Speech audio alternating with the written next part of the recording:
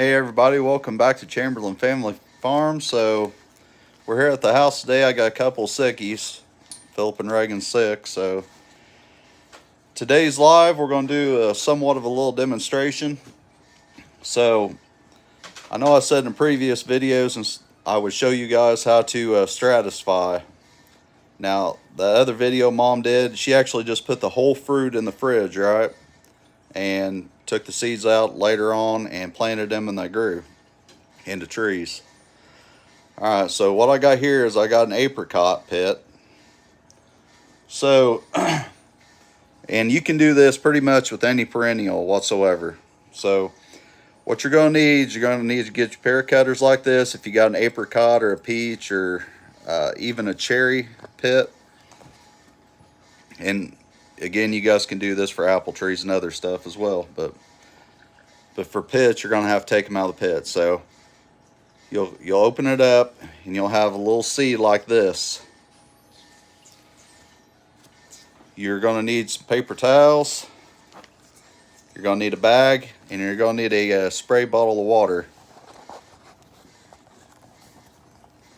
So,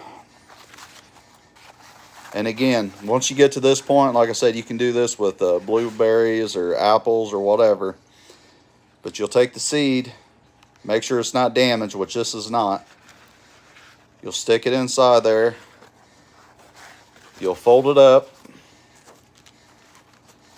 Get your Ziploc bag.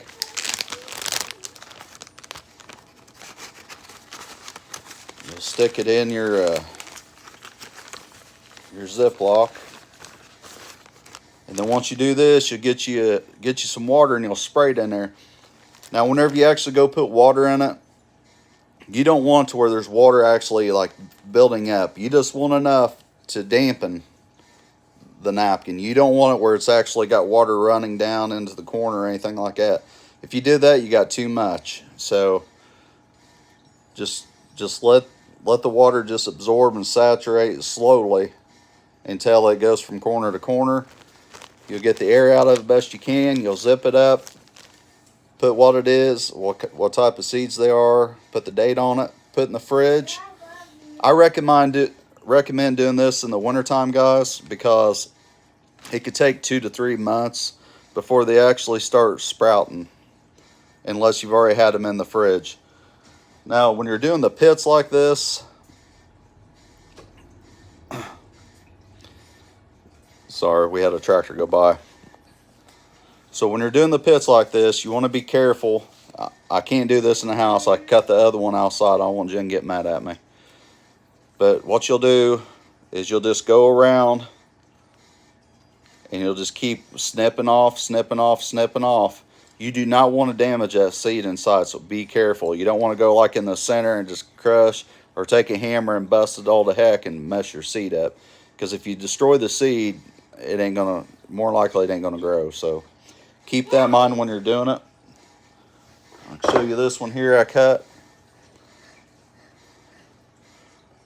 You can see where I just went around and cut it. But again, I do recommend you guys do this in the wintertime, probably early to mid-winter. You guys do this, and then by the time spring gets here, they should start to germinate by then. You can go ahead and you can transplant them into some soil. You got to be very, very careful. I know some people, they recommend actually using toilet paper. You just put the whole toilet paper in there in the actual potting mix and let it grow up, because the paper towel is stronger. It's got stronger fibers. It's not gonna let go as easy. So if your roots get in that, it might get root bound and you could rip your roots. So you got to be very, very careful getting them out. But pretty much you just want to make sure you put it in a cool, dark place.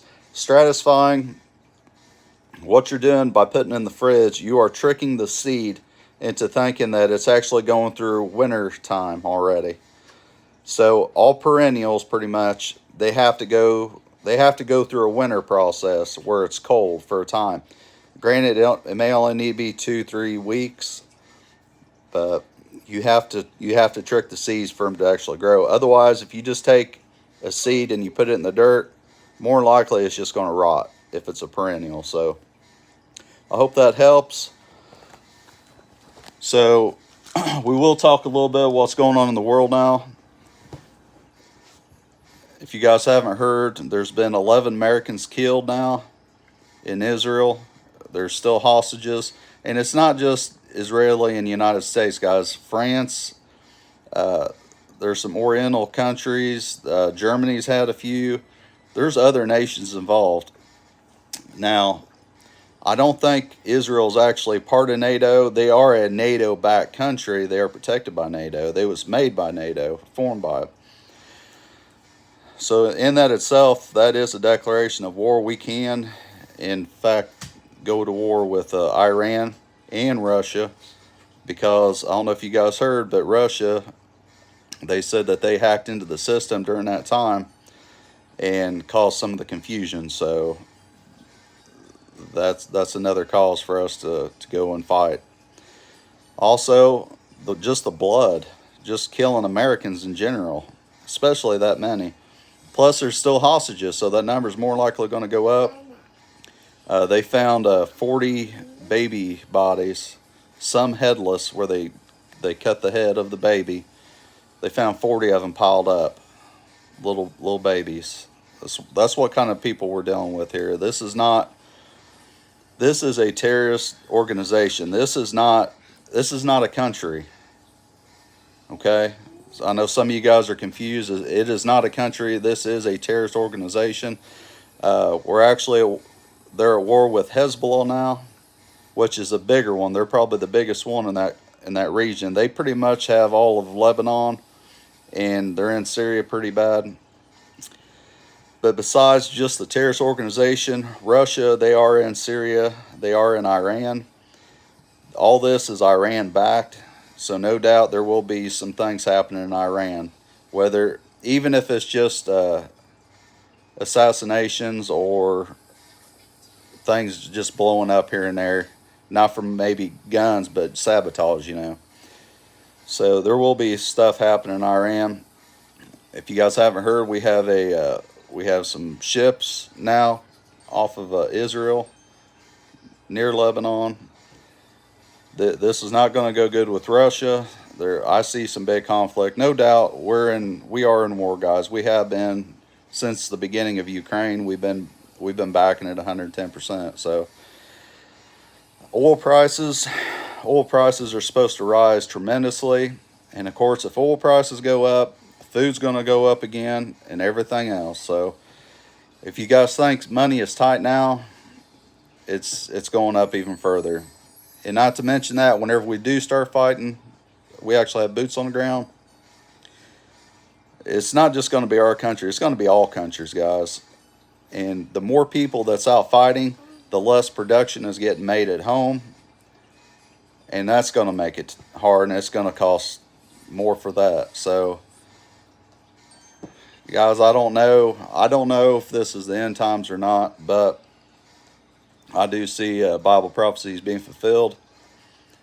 And I could actually see Damascus completely getting destroyed like the Bible says, where nobody's going to inhabit it no more. But it's just the times we're in. If you guys don't believe in the Bible, you guys better get with it, because you're in it right now. You're at the end of the book. So that's all I got right now. Leave some comments. Tell me what you guys think.